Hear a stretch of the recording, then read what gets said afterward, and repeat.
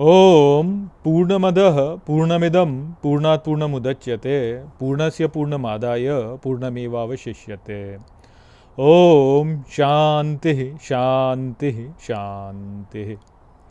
नमस्कार मित्रों, आज की वीडियो में हम बृहदारण्यक उपनिषद के दूसरे अध्याय के 5वें ब्राह्मण का जो 13वां मंत्र है उसका पाठ करेंगे। तो आइए देखते हैं कि ये मंत्र क्या कहता है। तो जो मंत्र वह कहता है, इदम मानुषम सर्वेशाम भूतानाम मधु, अर्थात यह मनुष्य इन सभी भूतों का मधु है। अस्य मानुषस्य सर्वाणि भूतानि मधु, अर्थात इस मनुष्य के सभी भूत मधु हैं।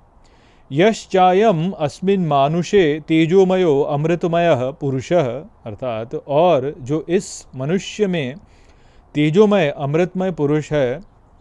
यश्चायम अध्यात्मम मानुषस तेजोमयो अमृतमयः पुरुषः, अर्थात और जो इस अध्यात्म के मनुष्य का तेजोमय अमृतमय पुरुष है।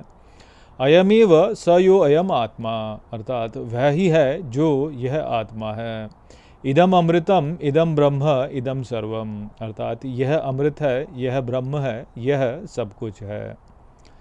तो यहाँ पे अब बताया जा रहा है कि जो मनुष्य है वह इन सभी भूतों का मधु है और इस मनुष्य के सभी भूत जो हैं वह मधु हैं। और जो इस मनुष्य में तेजोमय अमृतमय पुरुष है और जो इस अध्यात्म के मनुष्य का तेजोमय अमृतमय पुरुष है, वह ही है जो ये आत्मा है और यह ही अमृत है, यह ब्रह्म है और यह ही सब कुछ है। तो यहाँ पर मनुष्य को जो है अध्यात्म के मनुष्य के रूप में यहाँ पर बताया जा रहा है। तो अब ये जो बात है इससे हम क्या समझें। तो अब तक हमने क्या क्या देखा है, हमने यही देखा है कि कैसे सभी देवता जो हैं वह इस शरीर में हैं और जो ये देवता हैं ये सर्वव्यापक भी हैं। तो बार बार जो है यहाँ पर इस उपनिषद में इन चीज़ों को बताया जा रहा है। तो जैसे बार बार क्या बोला जा रहा है कि जो नेत्र हैं, जो चक्षु हैं वह आदित्य है, जो वायु है वह प्राण है, जो वाणी है वाक है वह अग्नि है।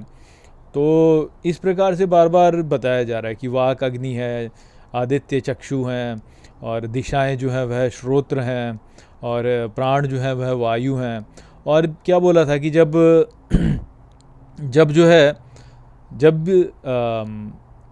जो वाक है जब वो अमर हो जाती है तो अग्नि बन जाती है, जब प्राण अमर हो जाते हैं तो वह वायु बन जाते हैं, जब चक्षु अमर हो जाते हैं तो आदित्य बन जाते हैं, जब श्रोत्र अमर हो जाते हैं तो दिशा बन जाते हैं। तो इन सब से हमको क्या समझ में आता है? इन सब से हमको ये समझ में आता है कि ये जो हमारा शरीर है, ये शरीर जो हम सोचते हैं कि ये हमारा शरीर हम है, वह ठीक बात नहीं है। जब ये शरीर मरेगा तो इस शरीर को के मरने पर जो है, जो हमारी वाणी है वह अग्नि में मिल जाएगी, जो हमारे श्रोत्र हैं वह दिशाओं में मिल जाएंगे, जो हमारे नेत्र हैं वह आदित्य में मिल जाएंगे और इस प्रकार से सब कुछ मिल जाएगा इन्हीं में। और ये जो शरीर है इस प्रकार से इसके सभी जो भाग हैं अलग अलग अपनी अपनी जगहों पे चले जाएंगे। तो मनुष्य जो है वह क्या है? फिर मनुष्य क्या है? अब देखिए होता क्या है कि जब हम चर्चा करते हैं, जब हम जैसे आपको ये बताया, जब कोई चर्चा होती है और बोला जाए तो हम हर किसी को जो है शरीर के रूप में ही देखते हैं। जैसे मनु है, मनु बोलते हैं ना कि मनु हुए, तो सावर्णी मनु है, वह एक युग के मनु जो है वो सावर्णी मनु या कौन से वैवस्वत मनु इस प्रकार से बोलते हैं। अब ये जो मनु हैं, हम जब बात करते हैं कि मनु थे, जैसे मनु को किसने बचाया था? जब जो है प्रलय आई तो प्रलय आने पर जो है सब कुछ जलमग्न हो गया। अब जलमग्न हो गया तो मनु को बचाने के लिए मत्स्य अवतार हुआ, जो कि जो है मनु को जो है वह एक नौका में बिठाकर जो है पार करा दिया। तो अब जब हम उस मनु को बोलते हैं तो हम कैसे दिखाते हैं कि मनु जो है, जैसे मनुष्य का ये शरीर है, ये शरीर के रूप में हम बताते हैं, उसको दिखाते हैं उनको। तो हमारा भाव जो है वो क्या हो गया है कि जो मनुष्य है वो क्या है कि भाई जैसे मैं यहाँ पे हूँ तो ये मेरा सर दिख रहा है आपको, मेरे शरीर का सर दिख रहा है, हाथ दिख रहे हैं, पैर दिख रहे हैं, सब कुछ दिख रहे हैं। तो ये जो शरीर है, ये शरीर जो है इसको ही जो है हम मनु के रूप में प्रक्षेपित करते हुए फिर हम सोचते हैं कि अच्छा जैसे मैं एक व्यक्ति हूँ, जैसे कोई अन्य एक व्यक्ति है, ऐसे मनु जो है वह एक ऐसे व्यक्ति है। और फिर मैं मनु नहीं हूँ, वो मनु है, मैं कुछ नहीं हूँ, मैं तो ये हूँ, मैं ये शरीर हूँ। मनु जो था वो मनु जो है वो अलग थे, वो अलग थे। इस प्रकार से हम सोचते हैं, जबकि ऐसी बात नहीं है। हर कोई मनुष्य जो है वो उसमें मनु है, जो मनुष्य है उसमें मनु है वास्तव में। तो तो तो ये जो बात है इसको कैसे समझाएं, इसको समझाना ही जो है भाषा में समझाएं कैसे, क्योंकि इतनी गुंदी हुई बात है कि नहीं समझा पाते आप, भाषा के द्वारा समझा ही नहीं सकते हैं इस बात को। तो तो अब ये इसको कैसे समझें। देखिए, तो ये शरीर, हम इतनी बुरी तरह से हमने ये सोच रखा है कि हम ये शरीर हैं, जबकि वास्तव में ये जो शरीर है वो हम हैं नहीं वास्तव में। तो मनुष्य और ये शरीर, इसमें अंतर है वास्तव में। जैसे जब हम पुराणों की बात करते हैं तो हम पुराणों में बहुत सारी ऐसी बातें करते हैं कि मान लीजिए कि कोई व्यक्ति था, जैसे अब दुर्योधन को देखिए फॉर एग्जाम्पल। तो दुर्योधन जो है वो 100 भाई थे ना। तो अब 100 भाई थे, उत्पन्न कैसे हुए थे कि गंधारी जो है उनके गर्भ में से निकाला और फिर जो है उनको अलग अलग भागों में 100 मटकों में अलग अलग रखा और फिर उसमें से उत्पन्न किया। अब आप सोचिए कि क्या हम ऐसे उत्पन्न होते हैं? या जैसे सगर के पुत्र बताए गए कि 60,000 सगर के पुत्र थे, राजा सगर के 60,000 पुत्र हुए। और वो कैसे उत्पन्न हुए कि वह जो है एक डिंब था और उसको जो है 60,000 भागों में विभाजित करा तो फिर वह पुत्र हो गया। अब बोल तो उनको भी मनुष्य ही है ना। या जैसे राजा सगर ही हैं, तो राजा सगर जो है उनको भी मनुष्य ही बोला जाता है कि वो या इक्ष्वाकु हैं, उनको भी मनुष्य ही बोलते हैं। पर अब ये राजा सगर जो थे वो कैसे उत्पन्न हुए कि गर्भ में थे, बाहर ही नहीं आ रहे थे, पर फिर जो है अंत में बाहर आए। और बाहर आए तो साथ में अपने जो है कुछ लेकर के आए, साथ में जो है अपने गर लेकर के आए, इसलिए सगर नाम रखा उनका। गर अर्थात विष लेकर के आए। तो अब ये जो कथाएं होती हैं, इनको यदि हम देखें और हम स्वयं से देखें कि बच्चा कैसे उत्पन्न होता है, तो उनमें हमको अंतर दिखाई देता है ना कि भाई 9 महीने तक गर्भ में रहता है बच्चा और फिर उत्पन्न होता है। तो अब ये जो सगर हैं या ये उनके 60,000 पुत्र हो गए, या जो दुर्योधन 100 पुत्र थे और जो ऐसे उत्पन्न हुए, तो अब ये जो उत्पन्न हुए, तो ये इस फिजिकल वर्ल्ड में से उत्पन्न होता है क्या कोई? ऐसे इस फिजिकल वर्ल्ड में कोई भी उत्पन्न नहीं होता है ऐसे। तो हम अपने आप को इस फिजिकल वर्ल्ड में, अपने आप को, ये जो भौतिक संसार जो हम देखते हैं अपने चारों, उसमें जो व्यक्ति है उसको और इनको एक माने, तो ये बात ठीक नहीं है। ये बात ठीक नहीं है। ये जो विचार हैं ये सब कहाँ से हो रहे हैं? ये आप ये सोच सकते हैं कि हमारे मन में कल्पना भी हम जब करते हैं, या मन में जब कुछ विचार उत्पन्न करते हैं, या जब हम स्वप्न देखते हैं, तो उन स्वप्नों में हमको जब दिखाई देते हैं तो वहाँ पर भी हमको चीज़ें होती हुई दिखाई देती है, परंतु वो ठीक प्रकार से होती हुई दिखाई नहीं देती हैं। वह उनमें कोई लीनियरिटी नहीं होती है, उनमें कोई ऐसे तार्किक रूप से सब कुछ ठीक प्रकार से हो रहा है वैसा नहीं होता है। उसमें वहाँ पे कुछ भी हो रहा होता है। तो वो सब हमारे मन में उत्पन्न हो रहा है ना। तो मन में उत्पन्न हो रहा है, तो मन में जब हम कल्पना करते हैं कुछ भी, तो वो जो मन में कल्पना की वह मनुष्य ही है वास्तव में। तो मनुष्य को केवल ये शरीर मत मानो, ये मत मानो कि भाई यहाँ हमारे संसार में इधर जो है मेरे घर के पास में एक कोई व्यक्ति रहता है, वो मनुष्य है और मैं मनुष्य हूँ और बस यही मनुष्य होते हैं। ऐसा नहीं है वास्तव में। मनुष्य जो शब्द है उसी को आप देखिए, मनु और उष। तो मन और उष, मनुष्य, मन और उष। तो मन हो गया, जो कि मन है क्या, चंद्रमा में जो प्रतिबिंबित आत्मा का प्रतिबिंब जो है, तो वो तो मन हो गया। मन क्या, आत्मा का प्रतिबिंब है, वो दर्पण है वास्तव में। आत्मा को दर्पण में प्रतिबिंबित होकर भी दिखाई दे रहा है। और उष क्या होता है? तो उष जो है उसके, आप देखिए उष क्या है। तो सुबह जब जो प्रातः काल में जो सूर्य उदय होता है उसको उष कहते हैं। तो सूर्योदय होने को उष कहते हैं। तो आप समझ लीजिए, मन क्या है, प्रतिबिंब, एक दर्पण हो गया, उष हो गया प्रकाश। तो मन को प्रकाशित, जो जिसमें से मन प्रकाशित होकर के जो दिख रहा है, अर्थात जो सूर्य का जो दर्पण में हम प्रतिबिंब देखें यदि, तो वो प्रतिबिंब जो हम दिखता है जो, वह मनुष्य है, वह मनुष्य है।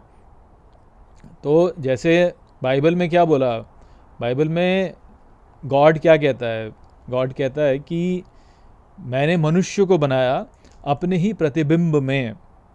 तो मैंने I made man in my own image, ऐसे बोला जाता है। अब वो अंग्रेज़ी में ट्रांसलेशन है, अब बाकी क्या बोला है, जो अरामाइक में क्या बोला मुझे नहीं पता है, परंतु जो अंग्रेज़ी में जो ट्रांसलेशन हो उसके हिसाब से यदि देखा जाए, उसके अनुसार यदि देखा जाए, तो मनुष्य क्या है कि वह आत्मा का ही प्रतिबिंब है, आत्मा का ही प्रतिबिंब है। वो ये शरीर नहीं है, ये ऐसा नहीं है कि कोई वो पर मेरे घर के पास में कोई व्यक्ति रहता है या मेरे ऑफिस में कोई व्यक्ति रहता है तो वो केवल वही मनुष्य है।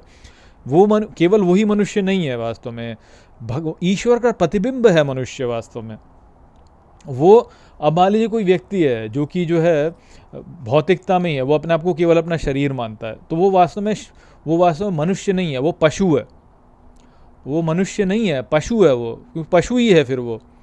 यदि कोई व्यक्ति अपने आप को अपना शरीर मानता है और उसी के अनुसार करता है, शरीर से अर्थ है ये भौतिक शरीर, यदि मैं ये मानता हूँ कि मैं ये हूँ, बस इतना जो है यही मैं हूँ, तो मैं मनुष्य नहीं हूँ वास्तव में, मैं पशु हूँ फिर, क्योंकि फिर मुझ में और किसी पशु में कोई अंतर नहीं रह गया।